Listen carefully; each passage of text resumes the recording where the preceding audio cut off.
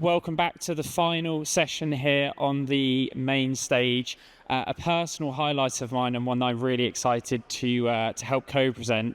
In fact, there's been a lot of news about them, so I'm excited to deep dive a little bit more into that now. So please welcome to the stage the Corgi team.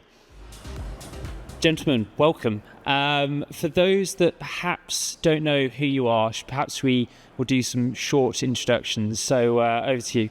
Yeah, I'll kick it off. My name's Josh. I'm the Chief of Staff at Corgi, and we're building a AI first full stack insurance carrier. Maybe Michael can give you a better deep dive. Yeah, I'm the head of product over at Corgi and strategic projects. So in terms of what we're kind of building, it's a little bit bigger than just insurance. What we focus on is regulatory infrastructure across the most, incumbent industries. So banking, insurance, audit, etc.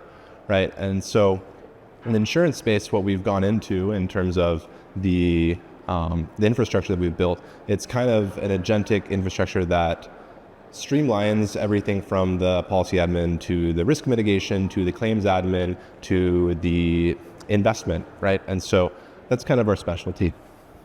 You've sort of stolen one of my sort of first questions there, and perhaps we'll dig into it a little bit more. I suppose, what is why insurance as a vertical? Firstly, what was the moment? Why do you want to disrupt sort of the industry specifically? What was the motivation?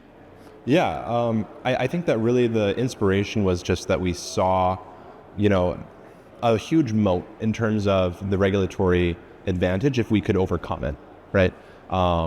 So when we saw the amount of back and forth between governments, different jurisdictions by state, that actually really attracted us originally, where we said, hey, if we could crack this, actually, a lot of people in the tech industry, they're focused on quick wins, right?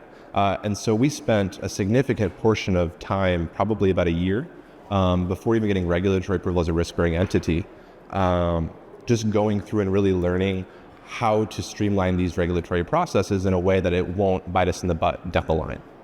So that's kind of why insurance and why we started in that space, but we've since kind of expanded into other spaces as well. Perhaps we'll come in to talk a little bit later about that when we talk about culture, but it's really interesting the fact that the reasons that you just mentioned there in terms of that's often a reason why people don't go into it. So I guess I don't know if you had something, Josh, to add to that in terms of why almost the complexity of it being a little bit of an attraction. For sure, I think there's definitely an element of like a right place at the right time kind of thing as well. I mean, we're based out of San Francisco, and I think with the emergence of AI and LLMs, there's so many things they can process very quickly. And I think insurance, if you really think about it, it's a business primarily made up of a lot of words, numbers, and a ton of documents. So we thought it was an industry that we could tackle with kind of everything that's coming up, and we're going to continue building on top of that. And you mentioned, obviously, you guys being based out of SF. Would love to, learn a little bit more about, what role that sort of plays, within the company as a whole. Obviously, sort of with Silicon Valley, it's very much sort of entrenched itself on the world map. Curious if that location was intentional, and how I guess that environment really drives what you're hoping to achieve. Yeah, I mean, well, first of all, our co-founders, Emily and Nico, they were already based out of there. They've already built a couple companies prior. But I think just the atmosphere in San Francisco is just absolutely different compared to any other place in the world. Even in terms of like the funding or the amount that just kind of flows through the city doesn't like compare with anywhere.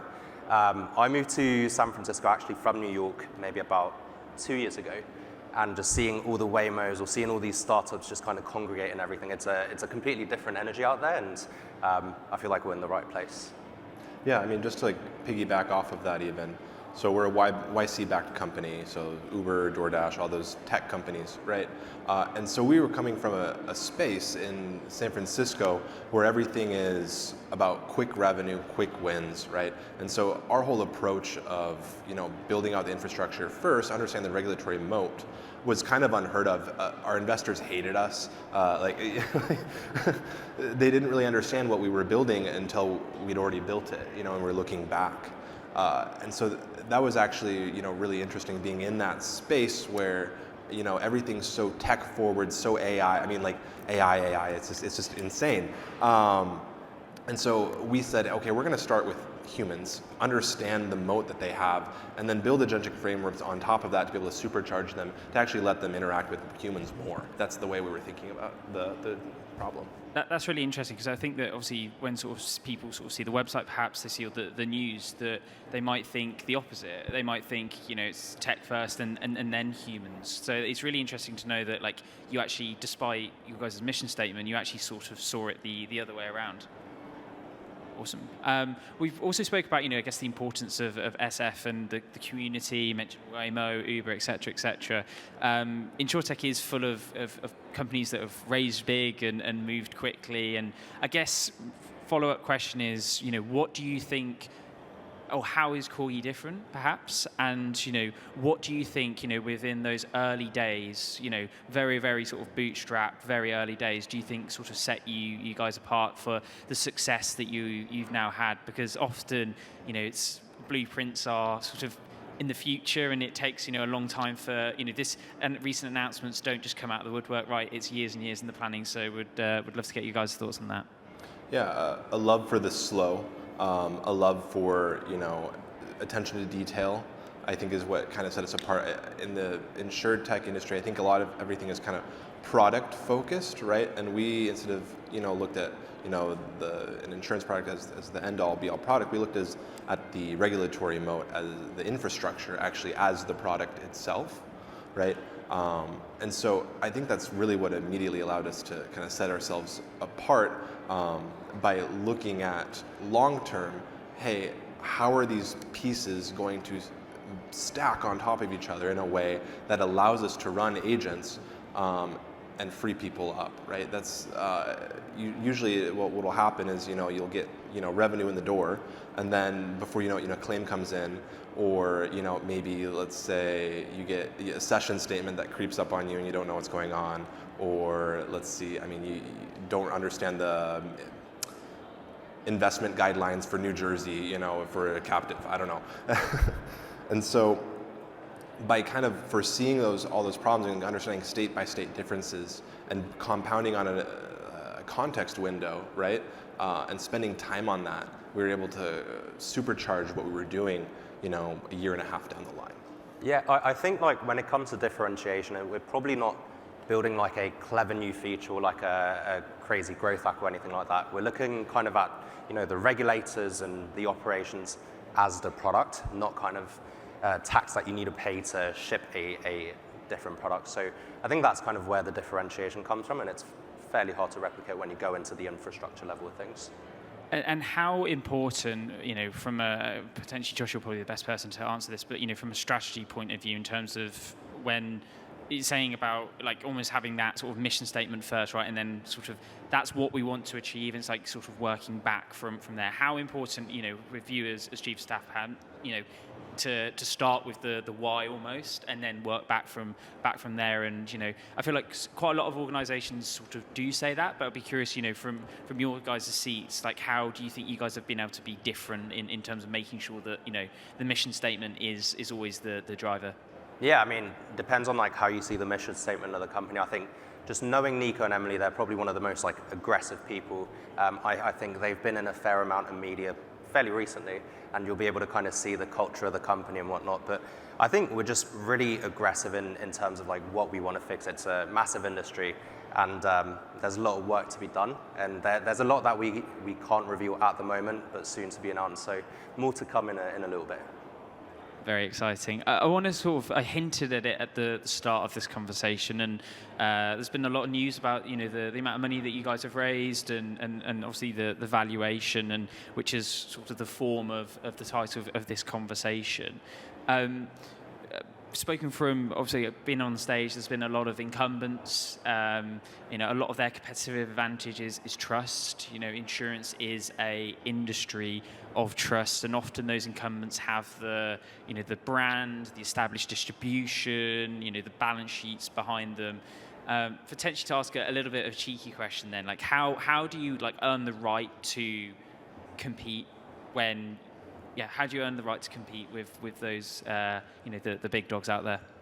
Yeah, I guess to best answer that question, I would probably have to push back on it a little bit in that we really don't see ourselves as a competitor of the big dogs, right? We are a risk-bearing entity, but in our insurance products, we kind of more fit into like niches and kind of serve needs that aren't currently being serviced, And so what we do actually see ourselves as doing is kind of rebuilding the infrastructure layer that all of insurance sits on, right? And so we're actually excited about being part of the conversation in partner with a lot of the big dogs, right? To kind of continue and talk about, hey, this is what we've seen has been working to be able to advance the industry forward, right? This is kind of our agentic framework. This is what we're excited about moving forward. These are the products that we've built that actually can be accessed by other carriers even. And so we're excited to kind of roll those out. Given that we've rolled them out internally and they work fantastic, and so we're excited to kind of make them part of the infrastructure for the large incumbents. That's really interesting. That it almost sounds like it's the protection gap that you guys are trying to, that's part of the mission statement. Do you think that's fair, Josh, to say? Yeah, no, I think kind of the way we think of it is we want to transform the industry, not kind of carve out a slice out of it. And so I think that thing is much easier when you're kind of going from the bottom-up approach than kind of from the top down, and I think that's what we really want to use as leverage to grow as fast as we can and kind of work from the infrastructure level rather than like a specific product or such. So I think that does differentiate us, and that kind of gives us the entry point into entering such a large industry. Absolutely. I think it's a theme throughout the conference that partnership is the key word that keeps floating around. It's interesting that you guys, I guess, equally share that mantra as well. And Michael, you spoke about a little bit about the complexities of insurance. Everyone in this room is of course familiar with that. Everyone is striving for these great digital experiences. I always use Uber as an example, Amazon, Netflix, whatever example, from people's personal lives that they want to. It's now the yardstick in which not just insurance but financial services are often measured as well. But how do you manage the tension of building those great digital experiences with the realities of compliance, claims, and all of the bits that has meant that traditionally, obviously, insurance is a little bit slower to move? Yeah, I mean, there is a tension, which is why that was our priority going in first, right? We knew that was going to make or break us, which is really kind of defines the way that we rolled out. I think we've kind of popped onto the scene relatively aggressively or excitedly maybe with our raises and kind of our products, etc. And that's really by design, just because in our opinion those layers, you said the trust is the product, right, in insurance. And so we walked into the industry knowing full well that if we degraded any level of that trust, if something broke even slightly on an agentic framework, we wouldn't just set ourselves back but the entire industry back, in terms of moving forward. I think on the talk before, they were talking about, we don't have to have agentic frameworks by Thursday, right? That we can walk in lockstep and kind of move forward in a measured way. And so we kind of came into this conversation knowing full well that, we want to do the grunt work so that we can be part of the conversation and earn our place in that kind of space. As a follow-up question, do you think it is possible to build that trust purely digitally? If insurance is such a human industry? How obviously everyone is more connected, everyone has phones, iPads, etc., etc. Like, how do you go about sort of thinking about that when, as I say, it's traditionally a face-to-face business? I can. Sure. Sure. Yeah, we can both. Yeah, I mean, I would push back on that like, we don't see a world where it's just all digital.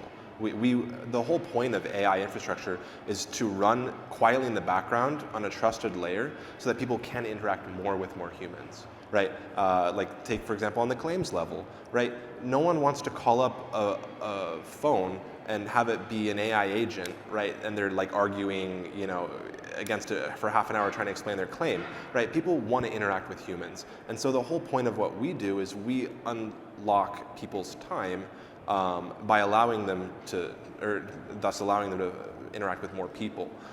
So that's my take on it. Yeah, and I think there's a common theme with like distribution as well. I think digital distribution is much easier than, kind of the old days when you're, throwing things in the post boxes and whatnot. I think, like even in tech, there's like a big theme around there can be many, many good products, but distribution is kind of the largest bottleneck at this point in time. I think with AI, it's, the barrier to entry is a lot lower, but distribution is the thing that really like stalls any sort of growth. So I think that's a common thing that we do want to crack in terms of distribution and digital. Anything digital is going to be a big part of what we do. Absolutely, and talking about distribution, it's somewhat linked. I want to talk a little bit about the marketing side of things, and I think we've probably all seen in the room about the cafes opening. You got one in SF, I know. I believe you're opening one in sort of New York and elsewhere in the world. So we'd love to learn what the plans are for that, and I guess the mindset behind it as well. Yeah, so we opened the first 24/7 cafe in San Francisco, and there was a few reasons behind it. Well, personally, I kind of believe like public infrastructure as a form of marketing rather than like, spending on a lot of these like traditional kind of media. And how it kind of came about was as a startup, we move offices quite often as we outgrow, and we moved into a new office space about 6 months ago. And we had this crazy opportunity of the landlord giving us a sweetheart deal for the first floor of the office. It was a vacant, I think, barber shop for a couple years. And we were like, okay, we'll take it. We'll probably outgrow the office, use it as office space or whatnot. But then we ultimately came down to the idea of doing a 24/7 establishment. I mean, our company generally is a very hardworking one. We work pretty late hours. The engineers, stay up fairly late. The sales motion comes in super early. We're kind of probably somewhere in between. But there's also a lot of founders around us kind of building into the scene, and we wanted to give them a place. So we opened a 24/7 cafe. Hopefully we get one in New York later on. But then, yeah, we also did like a bus route, free bus route for the public who are coming in from like South Bay into the city and whatnot. That came about when we did our Series A. And when you go into Series A, a lot of these startups will do anything to get publicity. They'll slap billboards, spend $200K on bus ads. It was too expensive in my view, and we wanted to have a bus infinitely, and it was like $5K on Facebook Marketplace, wrapped it, and now it's like a full running route that everyone loves. So I think those kind of marketing are pretty fun, and we're a quirky bunch, so we'll continue to excel in those. I know you've got some quite funky names for some of the drinks. What's your favorite drink? Oh, at the cafe? Yeah, there's a ton of larger companies that are coming in to sponsor. I think Brexpresso, it's Brex, the expense management platform. Sounds pretty good. I'll have to try and coordinate a trip out there and try it out. We spoke about, insurance traditionally sort of relies on traditional marketing, not asking for the secret sauce in terms of, what's coming down the pipeline. Do you sort of, I guess, the question is, do you see this, things such as the bus, the cafe, is this going to be your guys' strategy, do you think, in terms of, making the world know about Corgi and having that, slightly different marketing to, as you say, the bus ads? I know that in London I see, lots of startups, they do a big campaign, so they say you need to spend a lot of money, and curious to see, what the ROI of that as well. So curious to get a little bit of scoop in terms of that. Yeah, I mean, the cafe is profitable. I think if we find the right person to lead it, why not continue? Yeah, it all comes back to like we want to do things that no other people do. It could be like bus billboards or whatever. Like they're very expensive and exactly for a reason because everyone's trying to do it. So I think we're a quirky bunch. We'll do things that make us stand out. And I think in this case, like the cafe is actually very helpful for us too because we stay there late. It's helpful for the public. There's usually like a spike period. So at like 9 p.m. it spikes, and then around 3 a.m. it kind of dwindles down, and it's like a constant cycle. But yeah, hopefully we can build on in New York. Yeah. I was going to ask, what are the busy times? What are the not busy times? No, 24/7. So yeah, everyone can come in whenever. I think the cafes also kind of define Corgi pretty well too, in terms of like we just have a theory. You can just do things, right? You really can. And so I don't know if the cafes or the buses are going to be the way that we continue to market going on, but I can guarantee you that it's going to be different because I think that we approach problems pretty differently. I think that the cafe actually embodies kind of us pretty well just because we went into this space trying to figure out how to get it up and running, and people told us, oh my gosh, to get a cafe in San Francisco, it's going to take you a year and a half to get all the permits, everything done. I mean, we've now automated the permitting process to expand this out. We can get it done in like a month, right? It's unheard of. It blows people's minds, and we don't even have to do it manually, right? It just runs. So that kind of embodies the way that we approach problems and continue to scale. And on that as well, one of the things I was quite, I guess, impressed with was that, it wasn't just sort of for the marketing about the cafe. There was a bit of a need that often these small startups, they want to jump around different coffee shops. That, as you say, the cafes in SF, they're not open all the time. So it's not like it was, it's just a stunt. Like there was actually like a functional need, and it's quite nice that it sort of ties into your customer base as well. Yeah, I mean, I think dependability or reliability as a company is like a big thing. And right now, in terms of like 24/7, I can only think of maybe there's McDonald's, Denny's, or probably 7-Eleven. Hopefully the Corgi Cafe is up there. Hopefully you guys can be there very soon. But yeah, I think reliability plays a big part too. And one question, I guess, before we move on to the final section about what's coming next is there only one dog? How many Corgis are there? I must. That's the one question I want to ask. Yeah, I'll let you go. That's a fun one. Yeah, we have a couple. Our oldest one, her name is Trudy. She's in the San Francisco office, and then we have Napoleon in the Chicago office, and then Archie in the London office. So a few corgis. Is it necessary that each office that you guys open, there has to be at least one? We have revenue targets where when we hit certain revenue targets, then certain offices will get dogs, and that's their reward for revenue targets. Each dog also has it's kind of silly, like an AI that speaks for them, so that like each dog isn't. They live in the office because we have people working in our office 24/7. It's just open all the time, just like our cafes, which means that these dogs are being walked like 20 times a day, and they'll have like AI bots that are like messaging in chat saying, "Hey, like you need to walk me," or like, "Hey, can you please feed me?" Like it's very San Francisco. Next time we'll bring one. Yeah, no, absolutely. I was thinking just for next year we should have to have a lounge with just full of them, because I've seen a lot of pictures and I wasn't sure if it was just one dog living the high life or if you had to sort of spawn more in. I want to sort of close the conversation talking a little bit more about the road ahead. I think everyone in the room knows as well that like the last few years for funding has been pretty tough. To ask quite a straight up question, why do you think investors are backing Corgi now? I said about I know obviously the valuations and the amount of money raised, quite quickly and seemingly quickly. I know it's probably not the case in terms of its years and years in the planning, but like why do you think investors are backing Corgi now? Yeah, I mean, I think in terms of the funding environment, I think around 2021 there was a big boom with AI and LLMs coming about, and I think there was like a big focus on a lot of these like B2B SaaS companies in San Francisco. And at that time, I think we were probably one of the early companies that were working like in insurance specifically.